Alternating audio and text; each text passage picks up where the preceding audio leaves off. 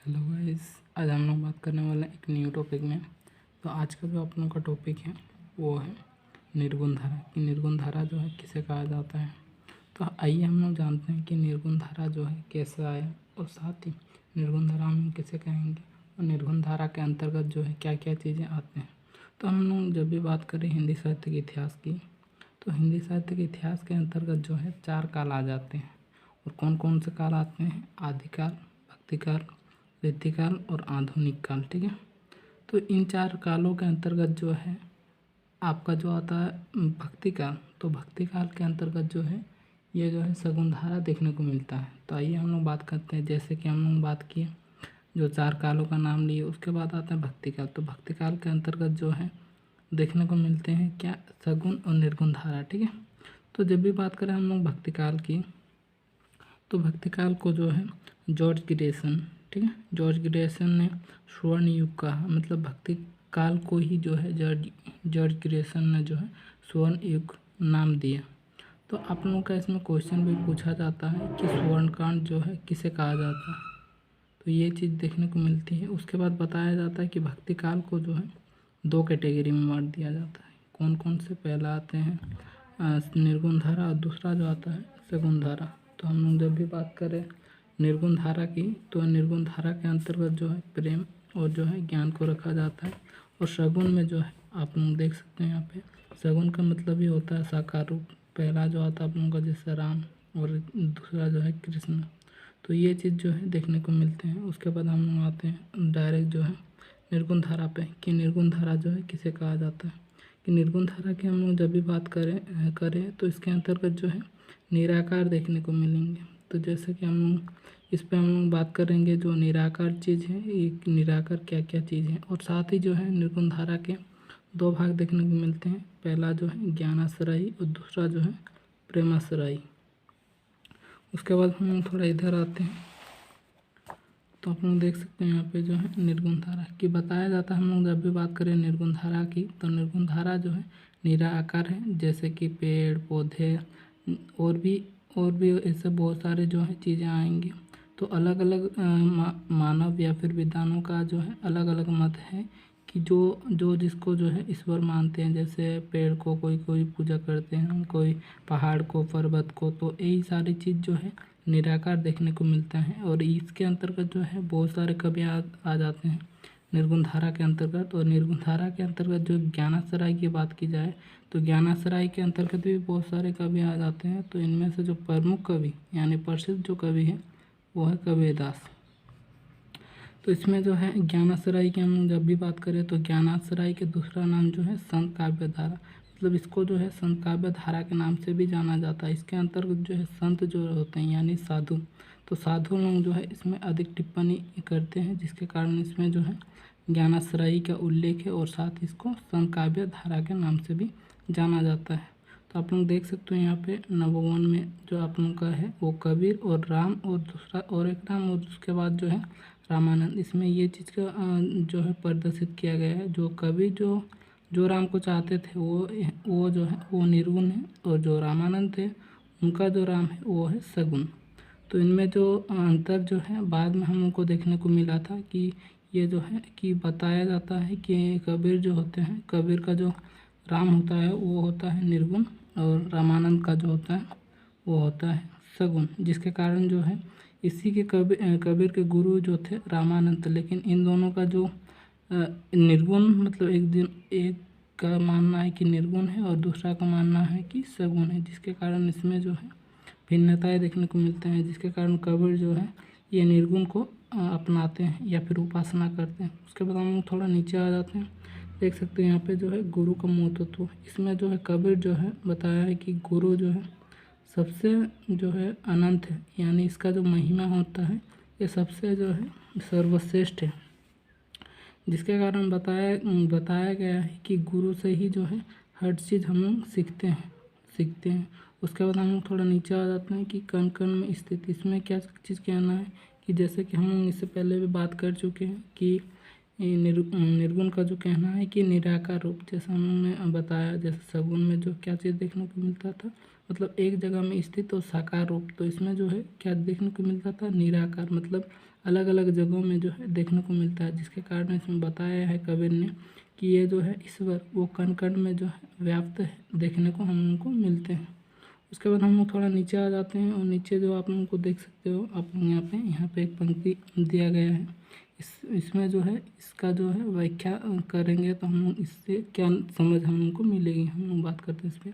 इसमें जो आप लोगों का पंक्ति है वो देख सकते हैं आप लोग, सदगुरु की महिमा अनंत आनंद के अवतार, लोचन आनंद उगाड़े अनंत दिखावनहार। इसमें बताया गया है कि सदगुरु की जो महिमा होती है वो अनंत होती है, यानी हम लोग शब्दों में जो है उसको व्यक्त नहीं कर सकते, जिसके कारण इसमें बताया गया है कि गुरु जो है ना उसको अधिक महत्व दिया जाता है, किसके अंतर्गत, ज्ञानाश्रयी के अंतर्गत। तो यही जो चीज़ है इसी को हम लोग कहेंगे ज्ञानाश्रयी।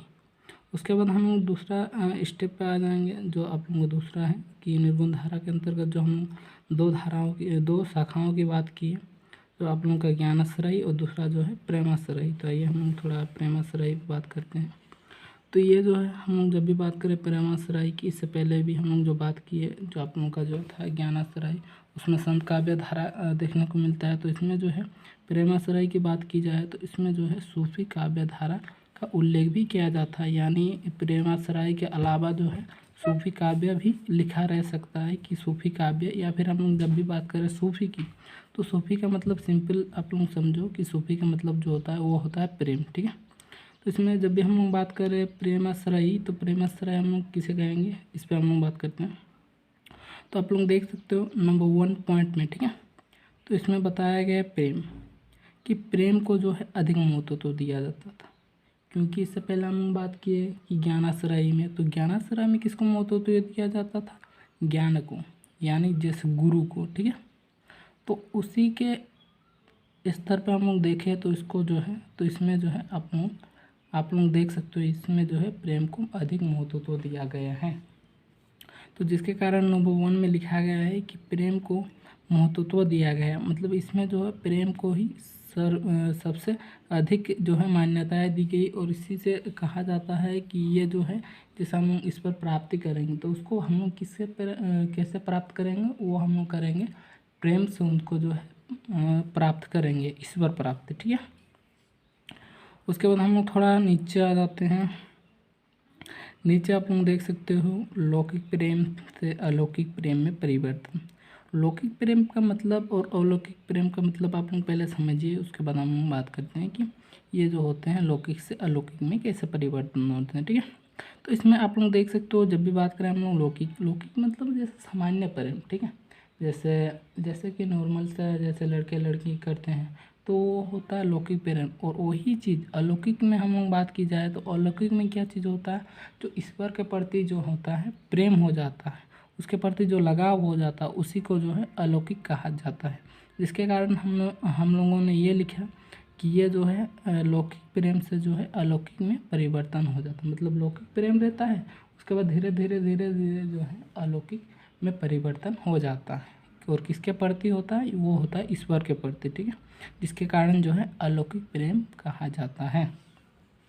उसके बाद हम लोग आते हैं तीसरे पॉइंट पे। तो तीसरे पॉइंट जो है आप लोगों का नायक नायिका। जब भी हम लोग कोई भी प्रेम कथा या फिर सिंपल सी बात मान लो आप लोग जैसे पद्मावत, ठीक है, तो पद्मावत में क्या होती है, नायक नायिका होती है, मतलब हीरो हीरोइन ना। तो यही चीज़ बताया जाता है कि जब भी एक प्रेम कथा होगी तो कहीं ना कहीं इसमें जो है प्रेमाश्रय के अंतर्गत जब रखी जाएगी तो उसमें एक नायक और नायिका का होना अधिक महत्वपूर्ण है, नहीं तो जो है उसको मान्यताएं नहीं दी जाएगी, या फिर हम लोग बोल सकते हैं कि प्रेमाश्रय के अंतर्गत जो है उसको नहीं रखा जा सकता। तो जिसके कारण जो है कोई भी ऐसे पद्मावत को देख लीजिए जैसे कि उसमें जो है नायक और नायिका को जो है चुना गया है, तो जिसके कारण उसमें जैसे कोई भी जो होगी प्रेम कथा वगैरह जो प्रेम से रिलेटेड होगी, ठीक है, जैसे प्रेमाश्रय के अंतर्गत जो भी आएंगे तो उसमें नायक और नायिका का होना अनिवार्य है। उसके बाद हम लोग जो है चौथे पॉइंट पर आएंगे। चौथे पॉइंट में बताया गया है कि प्रेम के प्रकार।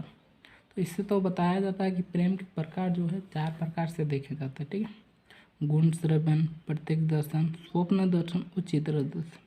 मतलब जैसे कैसे कैसे होता है इसे ये चीज़ हम लोग बात करते हैं। जैसे जो होता है प्रत्यक्ष दर्शन, ठीक है, प्रत्यक्ष दर्शन तो उसमें क्या चीज़ होता है, जैसे लड़का लड़की एक दूसरे को देखते हैं तो उस पे जो है एक दूसरे पे मोहित हो जाते हैं। तो इसी को कहा जाता है प्रत्यक्ष। ठीक है, प्रत्यक्ष हुआ, उसके बाद प्रत्यक्ष दर्शन हुआ स्वप्न दर्शन। स्वप्न दर्शन जैसे क्या करते हैं, जब कोई सोया रहता है, सोते हुए जो है उसकी तस्वीर यानी सपने में जो है आते हैं वो ये जो भी उनके सपने में होते हैं, तो वो चीज़ होता है स्वप्न दर्शन। उसके बाद हम लोग बात करते हैं गुण दर्शन।